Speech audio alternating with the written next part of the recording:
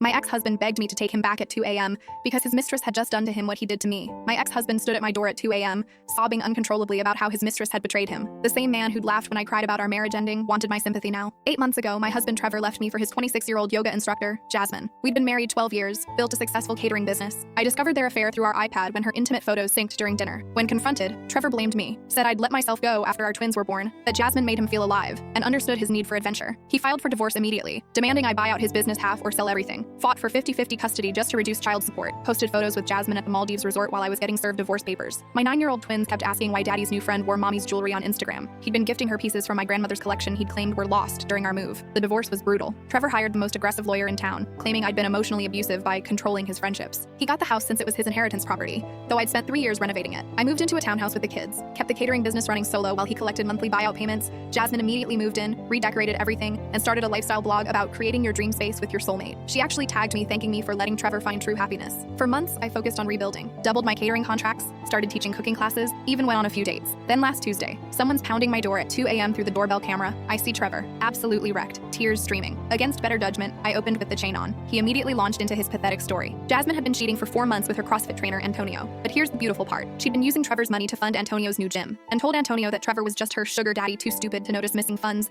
She'd drained his accounts, supposedly for wedding planning. No venue booked, no dress purchased, nothing. She and Antonio were planning to move to Miami to open their fitness studio. Trevor found out when Antonio accidentally texted him about keeping the old fool distracted longer. Trevor stood there shaking, saying he realized I was the only person who truly loved him. He actually said, "I understand your pain now. This is unbearable. Please forgive me. We can remarry, be a family again." I let him finish, then calmly pulled out my phone. "Trevor, on March 15th, you called me a pathetic, clingy embarrassment. March 22nd, you said marrying me was your biggest mistake. April 3rd, you told our son's mommy was too boring, which is why daddy needed a new friend. Should I continue?" I have 6 more months documented. His face went white. That was different. Jasmine was manipulating me. I smiled. Interesting. When you cheated and left, you were manipulated. But when Jasmine did the exact same thing, she's evil, you weren't manipulated. You made choices. You destroyed our family for someone who looked good in yoga pants. Now you're learning she chose someone who looks better in gym shorts. He started ugly crying, begging me to think about the boys, how they needed their father home. That's when I dropped the final bomb. The boys are in therapy because of you. Last week, my lawyer sent you the therapist's report you never read. Both twins said they're happier now, more relaxed, and don't have to watch daddy criticize mommy. I started closing the door, but Trevor grabbed it. "Please, I'll do anything. Sign over the house, give you full custody, go to counseling." I leaned close. "What I want is for you to feel abandoned, humiliated, and worthless." Looks like Jasmine already handled that. Then I added, "By the way, Antonio reached out last week. Jasmine told him I might want revenge. He offered to sell me their text messages about you. I declined, but mentioned you have that nice house only in your name since the divorce. Amazing what public records reveal about assets." Trevor went pale, realizing Jasmine might target the house next. I shut the door while he stammered about getting a lawyer. Yesterday, I heard Jasmine cleaned out the house while Trevor was working, took everything valuable, including my grandmother's jewelry, left a note saying Antonio was twice the man he'd ever be. Trevor's living in his brother's basement,